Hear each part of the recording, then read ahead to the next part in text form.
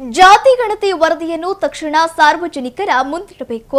ಕಾಂಗ್ರೆಸ್ ಸರ್ಕಾರ ಜಾತಿ ಗಣತಿ ವಿಚಾರದಲ್ಲಿ ಹಿಂದುಳಿದ ವರ್ಗಗಳಿಗೆ ಅನ್ಯಾಯ ಮಾಡಿದೆ ಎಂದು ಮಾಜಿ ಸಚಿವ ಹರತಾಳ ಹಾಲಪ್ಪ ಆಗ್ರಹಿಸಿದರು. ಸುದ್ದಿಗೋಷ್ಠಿಯಲ್ಲಿ ಮಾತನಾಡಿದ ಅವರು, ಕಾಂಗ್ರೆಸ್ ಸರ್ಕಾರಗಳು ಹಲವು ಆಯೋಗಗಳನ್ನು ರಚಿಸಿ ಹಿಂದುಳಿದ ವರ್ಗಗಳ ಅಭಿವೃದ್ಧಿಯ ಹೆಸರಿನಲ್ಲಿ ಸುಳ್ಳು ಭರವಸೆ ನೀಡಿವೆ ಎಂದು ವಾಗ್ದಾಳಿ ನಡೆಸಿದರು.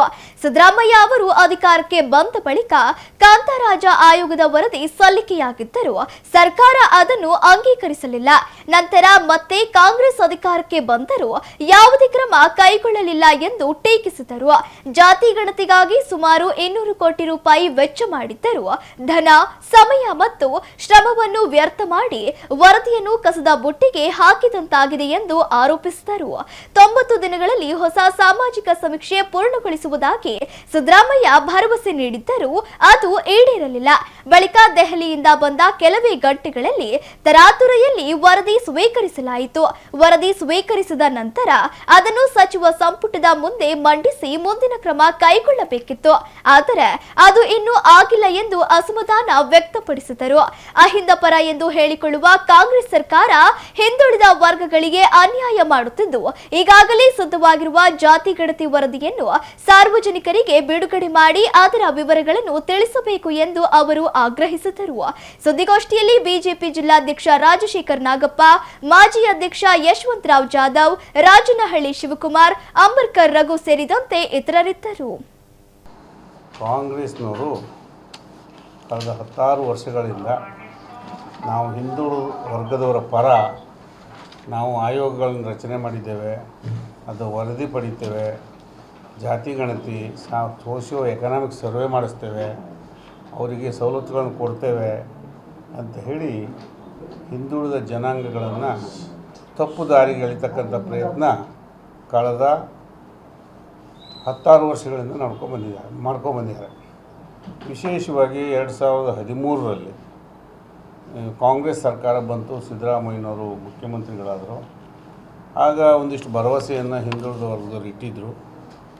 ಅದನ್ನು ಹೇಳಿ ಅವರು ಅಧಿಕಾರಕ್ಕೆ ಬಂದದ್ದು. ನಾವು ಹಿಂದುಳಿದ ವರ್ಗದ ಪರ, ಅಹಿಂದ ಪರ ಮತ್ತು ಸರ್ವೆ ಮಾಡ್ತೇನೆ, ಸಮೀಕ್ಷೆ ಮಾಡಿಸ್ತೇನೆ, ಅವರಿಗೆ ಬೇಕಾದ ಎಲ್ಲ ಸವಲತ್ತುಗಳನ್ನು ಆ ಸರ್ವೆ ಆಧಾರದ ಮೇಲೆ ಒದಗಿಸಿಕೊಡ್ತೇನೆ, ನಾವು ದೇವರಾಜ್ ಅರಸು ಅವರಿಗಿಂತ ಇಂಪ್ರೂವ್ಡ್ ಮಾಡೆಲನ್ನು ನಾವು ಇಂಟ್ರೊಡ್ಯೂಸ್ ಮಾಡ್ತೀವಿ ಅಂತ ಹೇಳ್ತಾ ಬಂದರು. ಜನರು ಸ್ವಲ್ಪ ಭರವಸೆ ಇಟ್ಟು ಓಟು ಕೊಟ್ಟರು. ಸರ್ಕಾರ ರಚನೆ ಆಯಿತು 2013ರಲ್ಲಿ. ಆಗ ಒಂದಿಷ್ಟು ಒತ್ತಡಗಳು ಪ್ರಾರಂಭ ಆಯಿತು. ನೀವು ಹೇಳಿದ್ರಿ ಏನೂ ಮಾಡ್ತಾಯಿಲ್ಲ ಅಂತ ನಾವು ರಾಜಕೀಯ ಪಕ್ಷವಾಗಿ, ವಿರೋಧ ಪಕ್ಷವಾಗಿ ಮತ್ತು ಸಂಘ ಸಂಸ್ಥೆಯವರು, ಹಿಂದುಳಿದ ವರ್ಗದ ಬೇರೆ ಬೇರೆ ಸಂಘಟನೆಗಳು ಕೂಡ ಒತ್ತಡ ಹೇಳಿದರು. ಆಗ ಕಾಂತರಾಜ್ ಆಯೋಗವನ್ನು ರಚನೆ ಮಾಡ್ತೀನಿ ಅಂತ ಹೇಳಿ, ಕಾಂತರಾಜ್ ಆಯೋಗ 1 ವರ್ಷದೊಳಗೆ ವರದಿ ಕೊಡ್ತೀವಿ ಅಂತ ಹೇಳಿದರು. 6 ತಿಂಗಳೊಳಗೆ 9 ತಿಂಗಳೊಳಗೆ ಕೊಡ್ತೀವಿ ಅಂತ ಹೇಳಿದರು.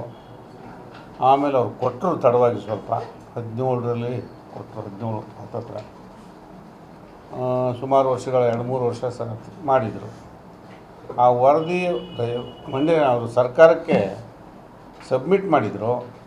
ಆದರೆ ಅದರ ಮೇಲೆ ಏನೂ ಡಿಸಿಷನ್ ತೊಗೊಳ್ಳಿಲ್ಲ. ಇನ್ನು ತೊಗೊಳ್ತೀವಿ, ನಾಳೆ ತಗೊಳ್ತೀವಿ, ಕ್ಯಾಬಿನೆಟ್ಗೆ ಅಪ್ರೂವ್ ಮಾಡ್ತೇವೆ ಅಂತ ಹೇಳಿ ದಿನ ಕಳೀತಾ ಬಂದರು.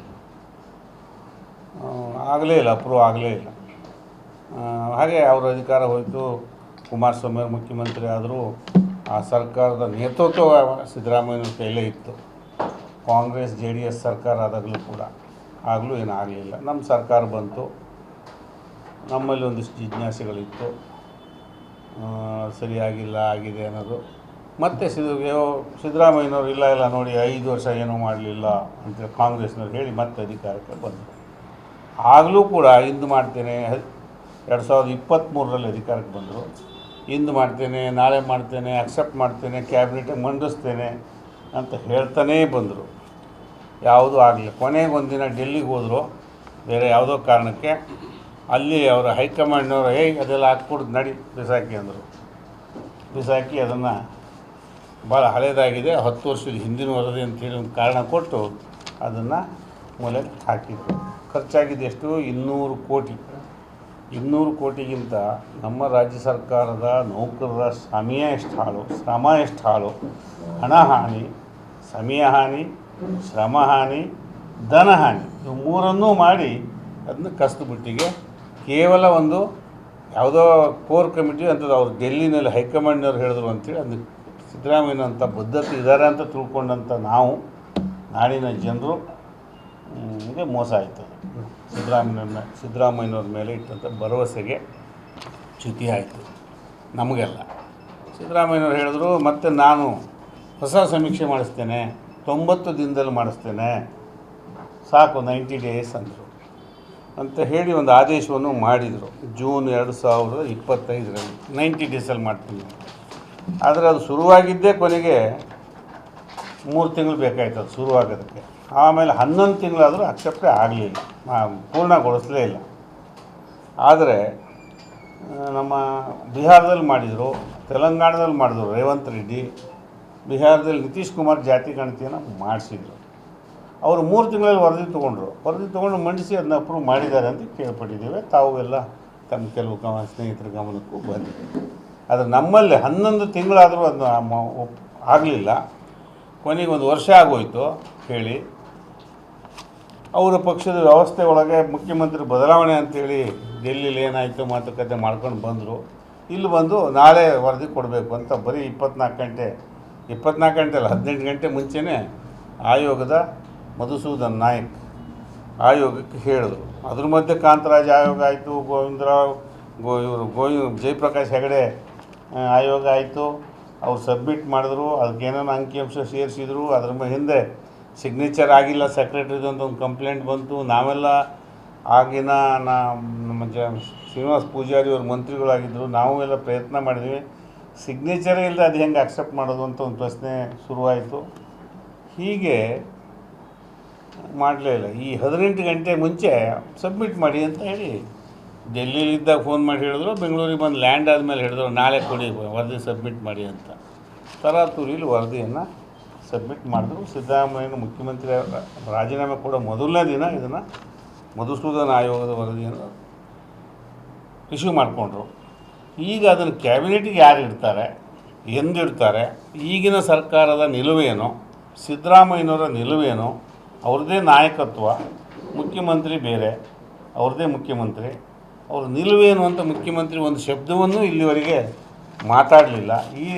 ಈ ರೀತಿ ಅನ್ಯಾಯಗಳು ನಮಗೆ ಆಗ್ತಾಯಿದೆ. OBCಗೆ ಇದನ್ನು ಆ ಬದ್ಧತೆಯನ್ನು ಪ್ರದರ್ಶನ ಮಾಡಬೇಕು ಮತ್ತು ಬದ್ಧತೆಯಿಂದ ಹಿಂದುಳಿದ ಆಯೋಗದ ಬಗ್ಗೆ ಅದನ್ನು ಬಿಡುಗಡೆ ಮಾಡಬೇಕು. ಇದ್ರ ಮಧ್ಯೆ ನ್ಯಾಯಾಲಯದಲ್ಲಿ ಸದ್ಯಕ್ಕೆ ಅದನ್ನು ಲಕೋಟೆಯಲ್ಲಿ ಇಟ್ಟಿರಿ ಅಂತ ಒಂದು ಜೂನ್ 16ನೇ ತಾರೀಕು ಐ ಥಿಂಕ್ ಒಂದು ಆದೇಶ ಆಗಿದೆ. ಆಗಸ್ಟ್ 20ರವರೆಗೂ ನಾವು ಹೇಳ್ತೇವೆ, ಅಲ್ಲಿವರೆಗೆ ಇಟ್ಕೊಂಡಿರಿ ಅಂತ ಹೇಳಿದ್ದಾರೆ. ಬೇರೆ ಬೇರೆ ಸಂಘ ಸಂಸ್ಥೆಗಳು ಕೋರ್ಟಿಗೆ ಹೋಗಿ ರಾಜ್ಯ ಸರ್ಕಾರಕ್ಕೆ ಅಧಿಕಾರ ಇದೆ ಇಲ್ಲ ಅಂತ ಒಂದಿಷ್ಟು ಜಿಜ್ಞಾಸೆಗಳು ನಡೀತಾ ಇದೆ. ಆದರೆ ರೇವಂತ್ ರೆಡ್ಡಿಯವರು ಮಾಡಿದ್ದಾರೆ, ಬಿಹಾರದಲ್ಲಿ ನಿತೀಶ್ ಕುಮಾರ್ ಅವರು ಮಾಡಿದ್ದಾರೆ. ಏನು ಎಂತ ಅಂಥೇಳಿ ಅದನ್ನು ಸರ್ಕಾರ ನಡೆಸೋರು. ಈಗಿನ ಸರ್ಕಾರದವರು ಸರಿಯಾದ ವಕೀಲರನ್ನು ನೇಮಕ ಮಾಡಿ ಅಲ್ಲೇನಾಗಿದೆ ಇಲ್ಲೇನಾಗಿದೆ, ಕಾನ್ಸ್ಟಿಟ್ಯೂಷನ್ ಏನು ಹೇಳ್ತದೆ, ಹಿಂದೆ ದೇವರಾಜ ಅರಸು ಅವರು ಮಾಡಿ ಜನರಿಗೆ ಸವಲತ್ತುಗಳನ್ನು ಕೊಟ್ಟಿದ್ದಾರೆ. ಅದೇ ವರದಿ ಆಧಾರದ ಮೇಲೆ ಇವತ್ತು ನಾವು ಹಿಂದುಳಿದ ವರ್ಗದವ್ರ ಬಗ್ಗೆ ಒಂದಿಷ್ಟು ಸವಲತ್ತು ಕೊಡ್ತಕ್ಕಂಥ ಪ್ರಯತ್ನಗಳನ್ನು ಎಲ್ಲ ನಮ್ಮ ಸರ್ಕಾರ ಸೇರಿದಂಗೆ ಒಂದಿಷ್ಟು ಮಾಡಿದ್ದೇವೆ. ಅದರ ಸರಿಯಾದ ಲಾಯರ್ಗಳನ್ನ ಇಡಬೇಕು. ಅದೆಲ್ಲಕ್ಕಿಂತ ಮೊದಲೇ ಈ ಸುಳ್ಳು ಹೇಳೋದನ್ನು ನಾವು ಹಿಂದುಳಿದವ್ರ ಪರ, ಅಹಿಂದ ಪರ, ಕಾಂಗ್ರೆಸ್ ಪಕ್ಷ ಅಂತ ಹೇಳ್ತಕ್ಕಂಥದ್ದನ್ನು ಇನ್ನೂ ಎಷ್ಟು ದಿನ ಅವರು ಮೋಸ ಮಾಡ್ತೀರಿ, ಸುಳ್ಳು ಹೇಳ್ತೀರಿ ಅಂತ ಹೇಳಿ ನಾವು ಈ ಸಂದರ್ಭದಲ್ಲಿ ಕೇಳೋಕ್ಕೆ ಇಷ್ಟಪಡ್ತೇವೆ.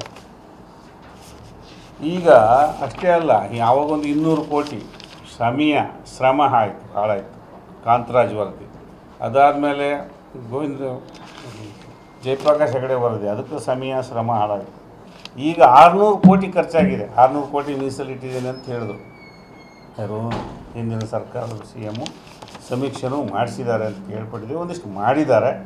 ಅದರಲ್ಲಿ ಎಷ್ಟೋ ಲಕ್ಷದವರು ಯಾರೋ ಮಾಹಿತಿ ಕೊಡಲಿಲ್ಲ ಅಂತಲೂ ಇದೆ. ಏನಂತ ನಮ್ಗೆ ಸರಿಯಾಗಿ ಗೊತ್ತಾಗ್ತಾ ಇಲ್ಲ. ವರದಿ ಬಿಡುಗಡೆ ಮಾಡಿಸಿ, ಏನಿದೆ ಹೇಳಿ, ಅದರಲ್ಲಿ ಅಂಶಗಳೇನಿದೆ ಅಂತ ಹೇಳಿ ನಾಡಿನ ಜನರಿಗೆ, ಹಿಂದುಳಿದವರಿಗೆ ನ್ಯಾಯ ಒದಗಿಸ್ಬೇಕು ಅಂತ ಈ ಸಂದರ್ಭ ಹೇಳ್ತಾ ಮತ್ತೆ 600 ಕೋಟಿ ಎಷ್ಟಾಗುತ್ತೆ, ಮತ್ತೆ ಇಷ್ಟು ಜನರ ಸಮಯ, ಶ್ರಮ, ಧನ ಈ 3 ಹಾನಿಯಾಗಿದೆ. ಆಗೊಂದು 200 ಕೋಟಿ, ಈಗೊಂದು 600 ಕೋಟಿ, 800 ಕೋಟಿ ತೆರಿಗೆ ಹಣ. ಅದನ್ನು ಹಿಂದುಳಿದ ವರ್ಗದ ಹೆಸರಿನಲ್ಲಿ ನಮ್ಮ ನೌಕರರ ಸಮಯವೂ ಹಾಳಾಯಿತು, ಶ್ರಮವೂ ಹಾಳಾಯಿತು. ಅದಕ್ಕಾಗಿ ಬದ್ಧತೆಯಿಂದ ಕೆಲಸ ಮಾಡಬೇಕು ಅಂತೇಳಿ ಹೇಳಿ ಬರೀ ಹಿಂದುಳಿದ ವರ್ಗದವರ ಹೆಸರಿನಲ್ಲಿ ಜಾತಿ ರಾಜಕೀಯ ಅಹಿಂದ ಹೆಸರಿನಲ್ಲಿ ಅಧಿಕಾರ ಹಿಡಿಯೋದು ಅಷ್ಟೇ ಮುಖ್ಯ ಅಲ್ಲ, ಅವ್ರಿಗೆ ಏನು ಒದಗಿಸ್ತೇವೆ ಅನ್ನೋದು ಭಾಳ ಮುಖ್ಯ ಅಂತೇಳಿ ಹೇಳ್ತಾ, ಈ ಥರ ಮೋಸ ಮಾಡೋದನ್ನು, ಸುಳ್ಳು ಹೇಳೋದನ್ನು ನಾವು ಯಾರೇನೇ ಹೇಳಲಿ ನಾವು ಒಪ್ಪದಲ್ಲಿ ಸಿದ್ದರಾಮಯ್ಯ ಒಬ್ಬರು ಮುತ್ಸದಿ ರಾಜಕಾರಣಿ ಅಂತ ಅಂದ್ಕೊಂಡಿದ್ವಿ. ಆದರೆ ಅವರು ಈ ಅಧಿಕಾರ ಹಸ್ತಾಂತರದ ಸಂದರ್ಭದಲ್ಲಿ ತರಾತುರಿಯಲ್ಲಿ ಇದನ್ನು ಮಂಡಿಸಿ ಹೇಳಿದ್ದು, ರಿಸೀವ್ ಮಾಡ್ಕೊಂಡಿದ್ದು, ಅದನ್ನು ಸ್ವೀಕರಿಸಿದ್ದು ಮತ್ತು ಮೊದಲನೇ ಕ್ಯಾಬಿನೆಟಿಗೆ ಅಡ್ವೈಸ್ ಮಾಡ್ಬೋದಾಗಿತ್ತು ಅವರು. ನಿಯೋಜಿತ ಮುಖ್ಯಮಂತ್ರಿಗೆ ನೋಡಪ್ಪ ನಿಯೋಜನೆ ಆದಾಗಲೇ ನೋಡಪ್ಪ ಅದೊಂದು ಮಾಡಿಕೊಡು, ಹಿಂದುಳಿದವರಿಗೆ ನಾವು ಪ್ರಾಮಿಸ್ ಮಾಡಿದ್ದೀವಿ, ಆ ಹಿನ್ನೆಲೆಯಲ್ಲಿ 2 ಸಾರಿ ಗೆದ್ದಿದ್ದೀವಿ ಅಂತ ಹೇಳಬೇಕಾಗಿತ್ತು. ಅಥವಾ ಏನು ಹೇಳಿದಾರೋ ಗೊತ್ತಿಲ್ಲ. ಈಗಲಾದರೂ ಹೇಳಲಿ ಮುಖ್ಯಮಂತ್ರಿಗಳು, ಇದ್ರ ಮೇಲೆ ಸ್ಟೇಟ್ಮೆಂಟ್ ಮಾಡಲಿ. ಈಗ ಹಿಂದುಳಿದವರಿಗೆ ಇನ್ನೂ ಎಷ್ಟು ವರ್ಷ ದ್ರೋಹ ಮಾಡ್ತೀರಿ ಕಾಂಗ್ರೆಸ್ನವರು ಅಂತ ಹೇಳ್ತಾ ಕೂಡಲೇ ಇದನ್ನು ಬಹಿರಂಗಪಡಿಸಬೇಕು ಅಂತೇಳಿ ನಾನು ಈ ಸಂದರ್ಭದಲ್ಲಿ ಒತ್ತಾಯ ಮಾಡ್ತೇನೆ.